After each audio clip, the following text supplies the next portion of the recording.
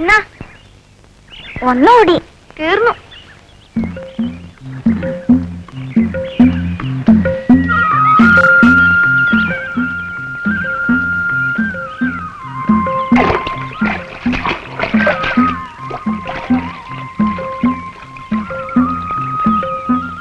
കളത്തിലെ ഭൂതത്താനാ. എപ്പോ കണ്ടാലും എന്നെ ചീത്ത പറയും.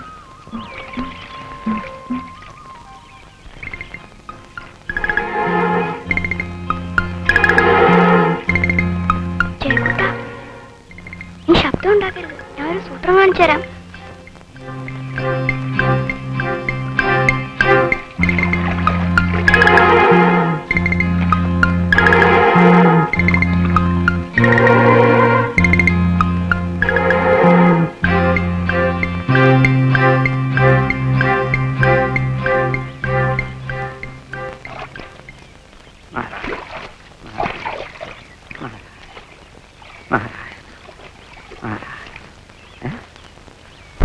ആരാടാ എന്റെ മുണ്ടും താക്കോലും എടുത്തത്? ഞാൻ കണ്ടില്ല. പിന്നെ കുട്ടിച്ചാത്തം വരുമോ? എവിടെ ചെന്നാലും ഈ അസത്തിനെ കൊണ്ടുള്ള ഉത്തരവാ. നാട് കുട്ടിച്ചോറാക്കാൻ ഇവനെ പോലെ ഒരുത്തനുണ്ടായാ മതി. ആരോടാ എന്നെ ബഹളം? കുരുത്തം കേട്ടോച്ചാ, ഒരു സാധനം വെച്ചാ വെച്ചെടുത്ത് കാണൂല. എവിടാ എന്റെ മുണ്ടും താക്കോൽ കൂട്ടോ? ഇവിടെ ഉണ്ടല്ലോ. വേറൊരു ഓർമ്മപ്പശക തുടങ്ങിയാ തോന്നണത്. ഇവിടെ തന്നെ അല്ലേ ഞാൻ വെച്ചത്?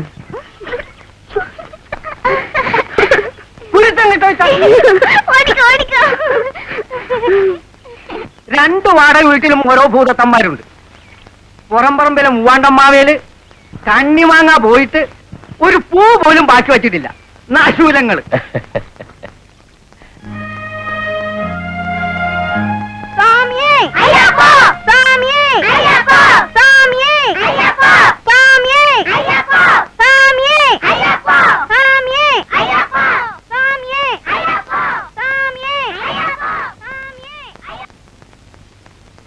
ബാങ്ക് മാനേജർ താമസിക്കുന്നതിന്റെ തൊട്ട വീട്. അത് ഒഴിവെന്ന് കേൾക്കല്ലാതെ ആ സ്ത്രീ എന്നോട് നേരിട്ടൊന്നും പറഞ്ഞിട്ടില്ല. ഒഴിഞ്ഞാലും ബാങ്ക് മാനേജർ അങ്ങോട്ട് മാറും. ബാങ്ക് മാനേജർ ഈയിടെ മാറ്റം വന്നതാ. ഇവിടെ ആകെ 2 വീടേ ഉള്ളൂ വാടകയ്ക്ക്. 2 ഇവിടത്തെയാ. മാറ്റായി ഇവിടെ വരണോட കാര്യം കുറച്ച് ബുദ്ധിമുട്ട് തന്നെയാ. ആന്ധ്രയിൽ കൊടുങ്കാറ്റ് 400 പേര് മരിച്ചു. ബാങ്ക് മാനേജർ 40 കോടി ആവശ്യപ്പെടുന്നു. ബാങ്ക് മാനേജറുടെ ഭാര്യ ജഡ്ജി നമ്പ്യാരുടെ ഇളയ മോളാ. കുറച്ചുകൂടെ സൗകര്യം മറ്റേ വീടാ അവർക്ക്. ഒക്കെ അറ്റാച്ചഡാ. ഇവിടെ പോലും അത്രയും സൗകര്യമില്ല. മാസ്റ്ററുടെ സ്ഥലം തൃപ്രയർ അടുത്താ. വീടാവുന്ന വഴി കുടുംബം നാട്ടിൽ നിൽക്കട്ടെ. ശനിയും ഞായറും പോയി വരാലോ. ഇഷ്ടം പോലെ ബസ്സുണ്ട്. ഞാൻ ആർടിഐ മെമ്പർ ആയ പിന്നെ ഈ നാട്ടിൽ ബസ്സിന് ബുദ്ധിമുട്ടില്ല. ആ വലിയ വടക്കേ വീട്ടിലെ ചെക്കനെ കൊണ്ട് എന്തൊരു ശല്യ. ഉപദ്രവിക്കാൻ ചുറ്റുപറ്റി നടക്കും. ഞാൻ പോണോടത്തൊക്കെ ആ ശീലങ്ങൾ അങ്ങോട്ട് ഒഴിപ്പിച്ചൂടെ? അവത്തിന്റെ നക്കാപ്പിച്ച വാടക കിട്ടിയിട്ട് വേണോ ഇവിടെ കഴിയാൻ? അപ്പോ ഞാൻ ഇറങ്ങട്ടെ? കേട്ടില്ലേ അമ്മാമ്മ പറയുന്നത്? വീട് ഒഴിയുന്ന കാര്യം നീ ഒന്ന് അന്വേഷിക്കുക കൃഷ്ണൻകുട്ടി. അന്വേഷിക്കാം.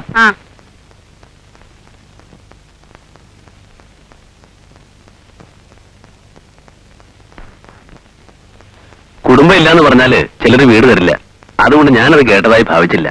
ആരാ വീട്ടില്? ബ്ലോക്ക് ഓഫീസർ ക്ലർക്കായിരുന്നു. ഇപ്പൊ പണിയൊന്നുമില്ല. ഒറ്റപ്പാലം ഭാഗത്താ.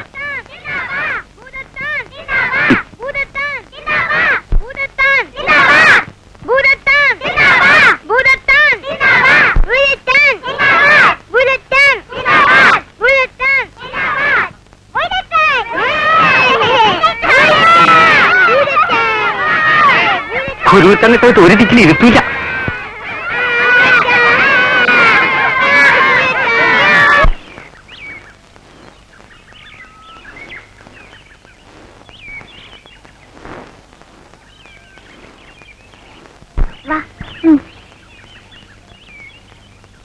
സ്വാമി ശരണം.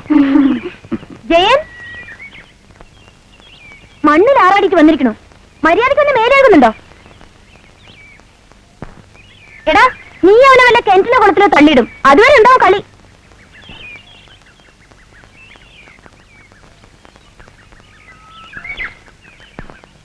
ജയനോട് വരാനാ പറഞ്ഞത്.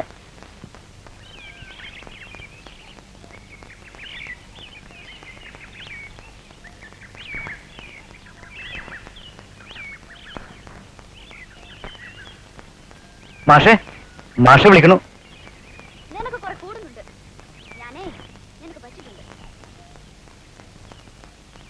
ഞാൻ പറഞ്ഞില്ലേ, എന്നെ 3 മാസം പഠിപ്പിച്ചിട്ടുണ്ട്. മാസ്റ്റർ പിന്നെ ലോ കോളേജിൽ വാദ്യാർ പണി തന്നെ ഭേദമെന്ന് കരുതി ബി.എഡിന് പോയി. ഇതും വലിയ സുഖം ഉണ്ടായിട്ടൊന്നുമല്ല. രാഷ്ട്രീയവും ഇപ്പൊ നല്ല ലൈനാണ് മാഷെ. വലിയ ചെകുത്താന്മാരുമായിട്ട് ഇടപെടേണ്ടി വരും രാഷ്ട്രീയത്തില്. സ്കൂളില് ചെകുത്താന്മാരുടെ സൈസ് ചെറുതായിരിക്കുന്നൊരു വ്യത്യാസമേ ഉള്ളൂ. ഒരു സ്മോൾ സൈസ് ഇവിടെയുണ്ട്. തല നനച്ചില്ലല്ലോ. എന്നാലും ഇവിടെ വെച്ച് മാഷെ കാണുന്ന അതിശയം തന്നെ. ഞാൻ അങ്ങാടിയിലുണ്ടാവും മാഷെ. മാഷിരിക്കും. ആ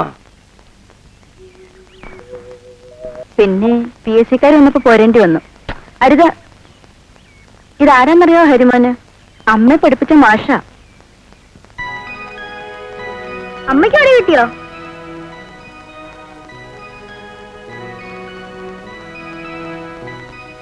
ദേ, ഇനി മണ്ണിപ്പരണ്ട് വന്ന ചുട്ട പെട കിട്ടും, പറഞ്ഞേക്കാം. ദേക്കുട്ടൻ നമ്മ ചീത്ത പറയണ കേട്ടില്ലേ? ഭയങ്കര വികൃതിയാ. എന്നും അയൽവക്കക്കാരുടെ കംപ്ലൈന്റ് ആണ്. അച്ഛനില്ലാത്ത കുട്ടിയായതുകൊണ്ട് ശിക്ഷിക്കാനും എന്തോ മനസ്സ് വരില്ല. ഭർത്താവ് മരിച്ച സ്ത്രീയാണ്, ബ്ലോക്കിൽ ടെമ്പററി ആയിട്ട് വന്നതാണെന്നൊക്കെ കൃഷ്ണൻകുട്ടി പറഞ്ഞപ്പോ സുനന്ദയാവോന്ന് അറിഞ്ഞില്ല. എന്നായിരുന്നു? ഹരിമോൻ 1.5 വയസ്സ്. അവന് ഓർമ്മയില്ല.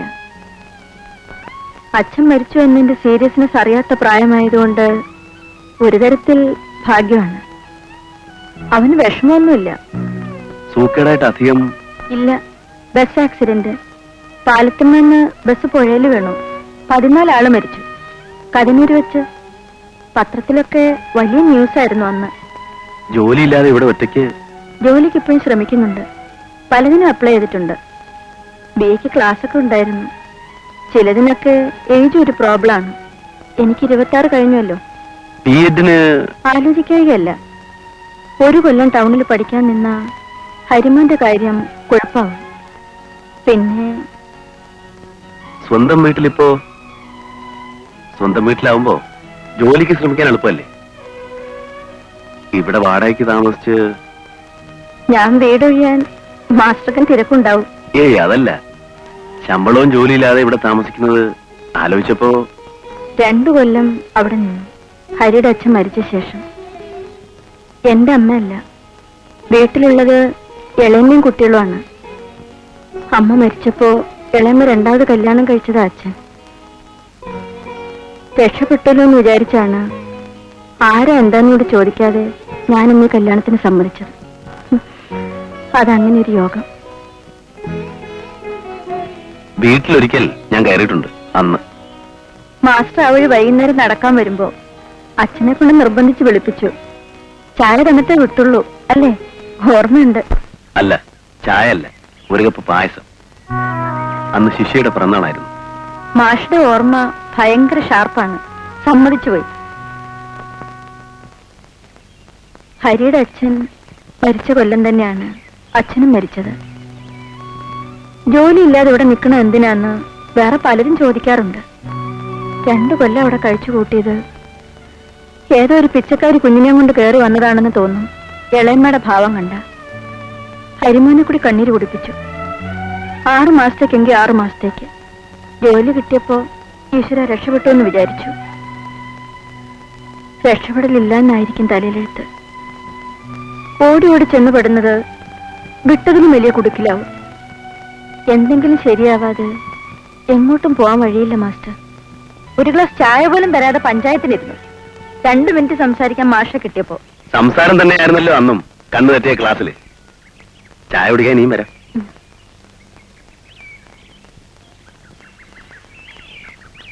മാഷ വീണ്ടും കണ്ടുമുട്ടലുള്ള സന്തോഷം പറഞ്ഞു തീരില്ല. എന്നാലും എന്നെ തിരിച്ചറിഞ്ഞല്ലോ. എത്ര കൊല്ലം മുമ്പ് കണ്ടതാ? ഒരു 8-10 കൊല്ലായില്ലേ? 12. 72 ജൂൺ 16 മുതൽ സെപ്റ്റംബർ 20 വരെ കർക്കിടകത്തിലെ തിരുവോണത്തിന്റെ അന്നാണ് പായസം കിട്ടിയത്. പിറന്നാൾ ശരിയല്ലേ? വരാം.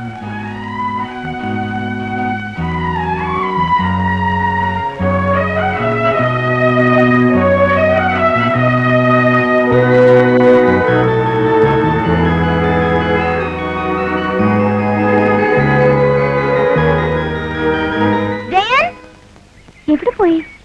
കണ്ണു തെറ്റിയാ പിന്നെ അപ്പുറത്തേക്ക് ഓടി.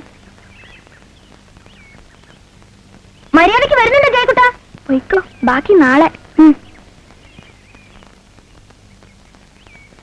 ഈ വേലിയൊന്ന് കെട്ടിച്ചേരാൻ പറഞ്ഞിട്ട് അയാൾ അടുക്കളപ്പണിയൊക്കെ കഴിഞ്ഞോ?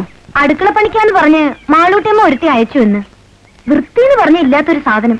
ഞാൻ വേണ്ടെന്ന് പറഞ്ഞു. ആ, നിങ്ങളെന്നാ വീട് ഒഴിയുന്നത്? തീരുമാനിച്ചിട്ടില്ല. ഇപ്പൊ ജോലിയൊന്നുമില്ലല്ലോ? ആയിട്ടില്ല. വീട്ടില് ഭക്ഷണിക്കിരിക്കാം, എന്നാലും വേറൊരു വീട്ടില് പണിക്ക് പോകാൻ വയ്യ. എന്താ ഇവിടെ ഓരോന്നിന്റെ നാട്യം? വല്ലാത്തൊരു നാട് തന്നെ.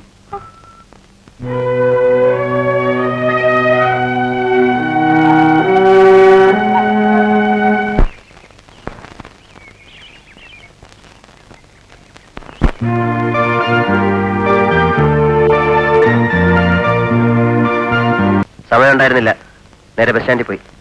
ഒന്ന് ഫോൺ ചെയ്യായിരുന്നില്ലേ? അച്ഛാ, എന്റെ കളർ പെൻസില് തരാം, കൊണ്ടുവന്നിട്ടുണ്ട്. എവിടെ?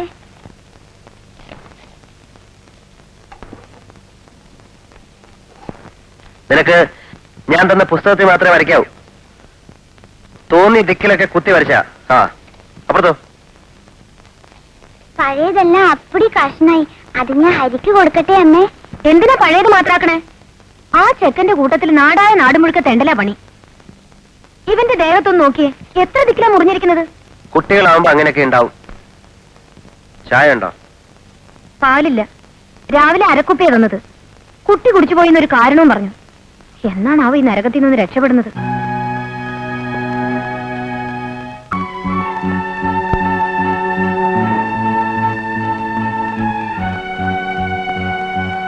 അടിച്ചു വരാനും തിരുമ്പാനും വരുന്ന പെണ്ണിനെ ഇന്ന് കാണുന്നില്ല. ഞാൻ അടുക്കള പണി ചെയ്യാൻ വേണ്ടത് കുട്ടിയെ നോക്കുക വേണ്ടത്? ഭ്രാന്ത് വരുന്നുണ്ട് എനിക്ക്. ഞാൻ നേരത്തെ എഴുന്നേക്കുന്നുണ്ടല്ലോ. രാവിലെ ഉച്ചയ്ക്ക് വേണ്ടതടക്കം വെച്ചുണ്ടാക്കിയിട്ട് പോവാം. സമയമുണ്ട്. വൈകുന്നേരം വന്ന ഉടനെ നേരെ അടുക്കളയിൽ കയറാം. പോരെ? ഭ്രാന്ത് വരാതിരിക്കട്ടെ. അതാ ഞാൻ പറഞ്ഞതിനർത്ഥം. എന്റെ ബുദ്ധിമുട്ട് ഇവിടെ ആരെങ്കിലും അറിയുന്നുണ്ടോ? ഓഫീസ്, കോൺഫറൻസ്, ഇത് വല്ലതും അറിയണോ? അറിയുന്നു, അതുകൊണ്ടാ പറഞ്ഞത്. ആണുങ്ങള് കുക്കിംഗ്, ഡിഷ് വാഷിംഗ് ഒക്കെ പതിവാ പുറംനാടുകളിൽ. എനിക്കൊരു പ്രയാസവും തോന്നുന്നില്ല. തിരുമ്പാനുള്ളത് ഒന്നിച്ചിട്ടാ മതി. ഞായറാഴ്ച ഒരു ഫുൾ ഡേ വാഷിംഗ്, കുറച്ച് എക്സസൈസും ആവും. ഞാൻ ഇങ്ങനെയൊന്നും കഷ്ടപ്പെടേണ്ടി വന്നിട്ടില്ല മുമ്പ്, അതുകൊണ്ട് പറഞ്ഞു പോയതാ. It's all right. എനിക്ക് പ്രയാസമില്ല എന്നാണ് പറഞ്ഞത്. എന്റെ അച്ഛൻ കോവിലകം കാര്യസ്ഥനായിരുന്നു. അമ്മയ്ക്ക് അവിടെ കുറച്ചു കാലം വെപ്പ് പണി. ആ പാരമ്പര്യം ഞാൻ പറഞ്ഞിട്ടില്ലല്ലേ. കുറച്ചൊക്കെ എനിക്കും എല്ലാം അറിയാം.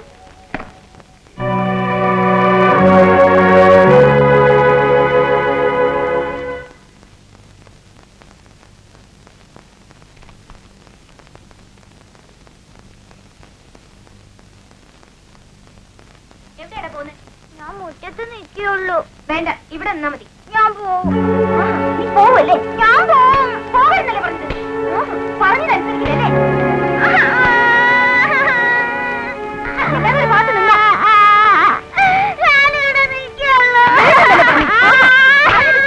വിജയം, അരിശം തീർക്കാൻ ആരെങ്കിലും തല്ലണമെങ്കിൽ ഞാൻ നിന്നുതരാം. അവനെവിടെ?